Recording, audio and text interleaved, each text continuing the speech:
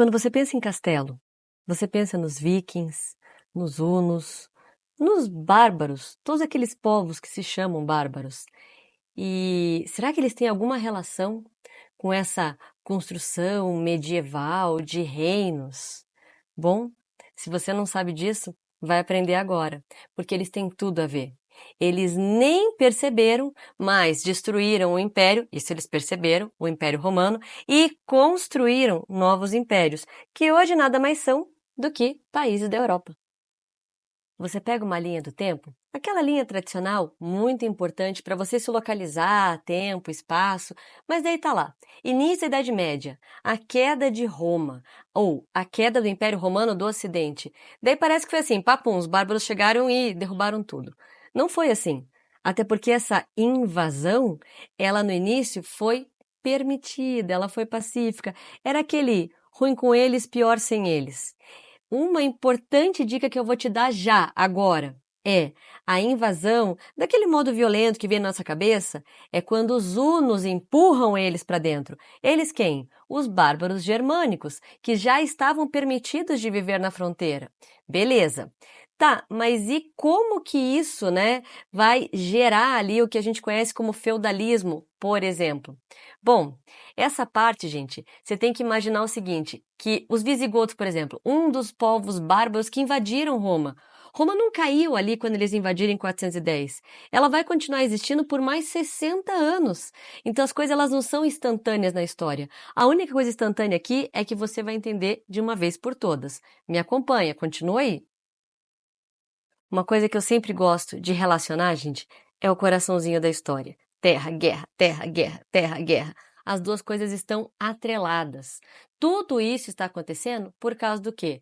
Da terra, beleza? Isso você já sabe. O Império Romano foi lá e ocupou as maiores e melhores terras. Só que, para poder sustentar essa magnitude, defender basicamente, os próprios romanos tiveram que contratar os bárbaros. E os bárbaros até que estavam gostando, sempre tem atrito, toda relação tem atrito, até que estavam gostando daquele emprego, daquele viver com os romanos. Só que esse Império Romano estava falido, estava cheio de corrupção. Então, quando eles são empurrados pelos hunos, daí eles começam a se engalfinhar entre eles e o que sobra? Terra. Agora eles vão brigar entre eles pela terra. E os romanos é que vão ficar ali de refém. Imagine você viver num lugar aonde não tem polícia, aonde não tem exército, aonde não tem leis, aonde do nada é cada um por si. É isso que estava acontecendo no século V. É isso que está dizendo lá naquela linha do tempo que eu mencionei para vocês, que acontece em 476 depois de Cristo, com a queda de Roma. E se é cada um por si, quem chegou primeiro, vamos ver qual desses povos bárbaros, já que são vários, que vai levar melhor. Só que você já sabe qual que é, né? Se não sabe, já vou te falar de uma vez. Foram os francos, beleza? Agora vem a parte fundamental, aquela que é critério, aquela que se você sacar não tem erro, o entendimento do feudalismo. Eu falei dos francos porque eles, no começo do vídeo eu falei que vai ter a construção de um grande império. Ok, só que todos os bárbaros, eles tinham uma prática, eles tinham uma característica, um costume, que era a lealdade entre guerreiros, que se chama, anota aí, comitatus. E essa lealdade mútua entre guerreiros vai agora entrar, né, em simbiose, vai se misturar ali com alguma prática social política dos romanos, que também já estava rolando, já existia, que era o colonato. O colonato era esse regime de trabalho, aonde um cara, um plebeu, trabalhava na terra de um patrício e recebia salário? Não. Ele trabalhava e tinha que ficar bem feliz que ele tinha onde morar, que ele tinha o que comer. Então, basicamente, o pagamento dele era essa permissão, né, por não estar aí sem eira nem beira e, logicamente, né, tendo que obedecer ali às ordens do dono da terra. Então, esse colonato, essa base de trabalho que apareceu ali no governo do Constantino, vai se tornar lá na frente uma característica fundamental do sistema feudal, que é a servidão. Por quê? Porque se tem uma lealdade entre guerreiros, enquanto os caras estão lá defendendo o pedaço que eles pegaram, e você é um camponês tá nesse pedaço, você baixa a bola e fala, mano, posso ficar aqui?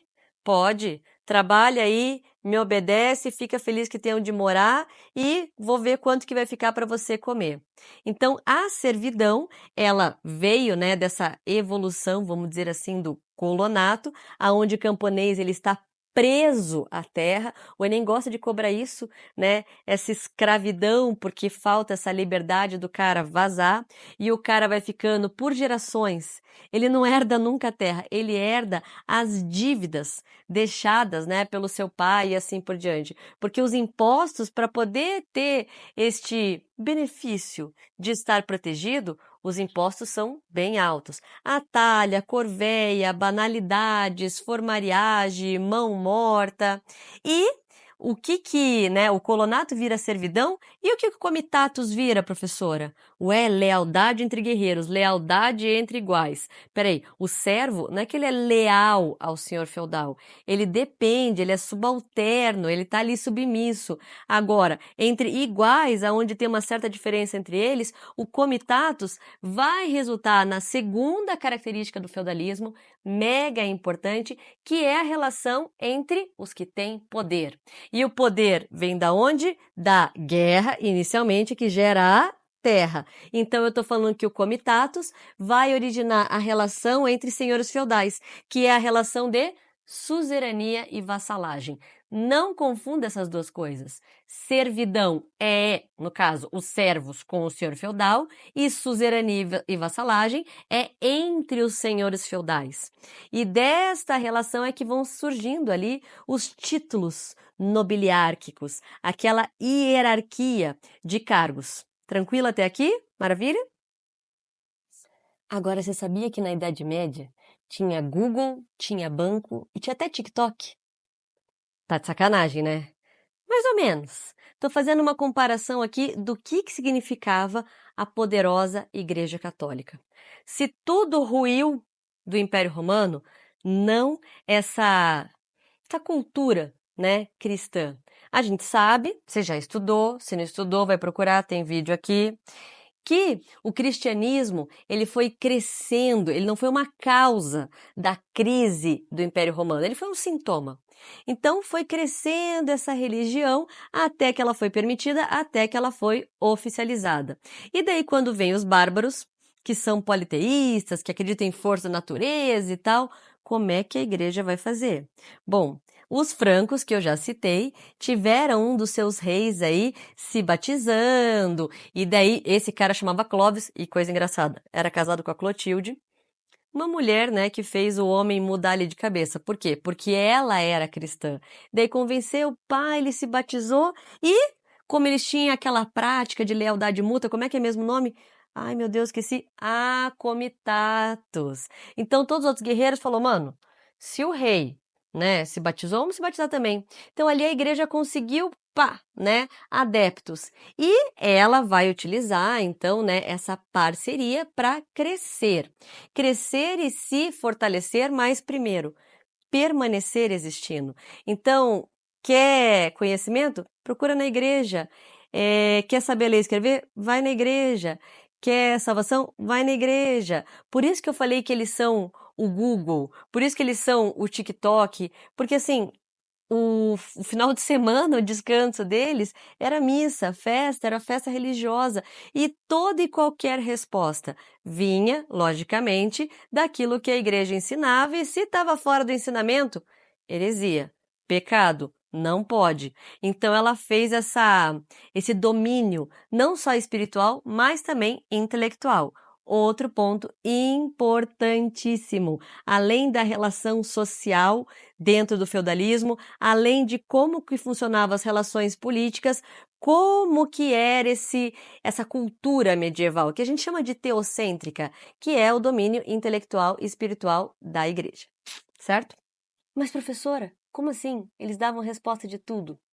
Vou explicar. Pensa. Os bárbaros invadiram, né? Daí tudo destruído, aqueles pergaminhos e tal, aquelas leis. Quem é que salvou tudo? Monges. Os monastérios viraram as bibliotecas. Se você queria alguma resposta, era com eles. Os monges, até a invenção da escrita, que vai acontecer lá só no século XIV, eles faziam cópias de todos esses conhecimentos gregos, romanos, tudo que você pode imaginar à mão. Monges copistas.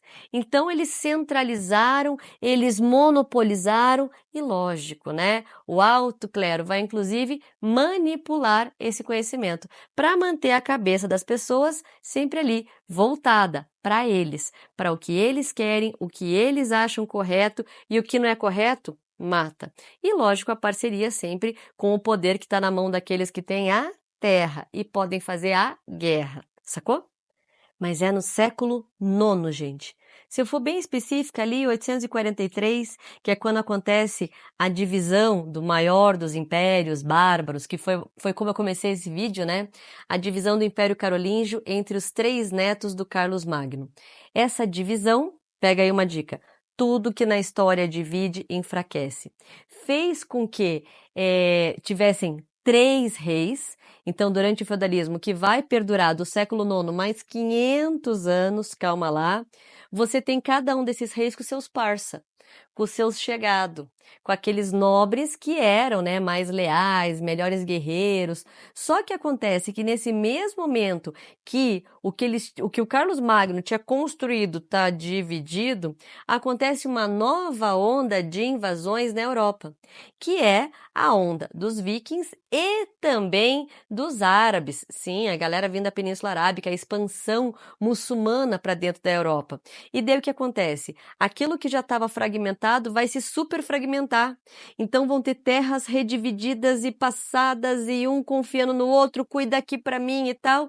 E no final das contas, quem tem castelo, quem tem soldados, tem um país. O rei, no caso os 3, até continuam existindo, mas o poder ele está tão segmentado, foi tão terceirizado o cuidar dessa terra, que ele já não manda mais em tudo. E é isso que é o feudalismo, minha gente. É esse sistema político que ele não é centralizado, tá? Isso é fácil de saber.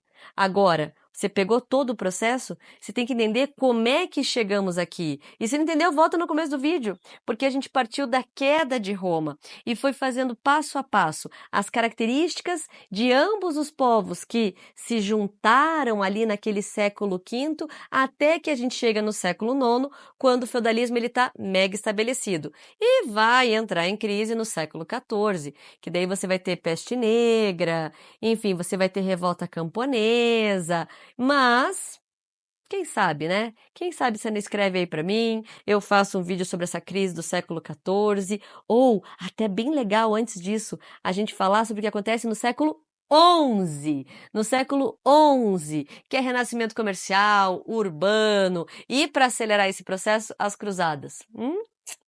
Você que sabe, é só me pedir que eu faço.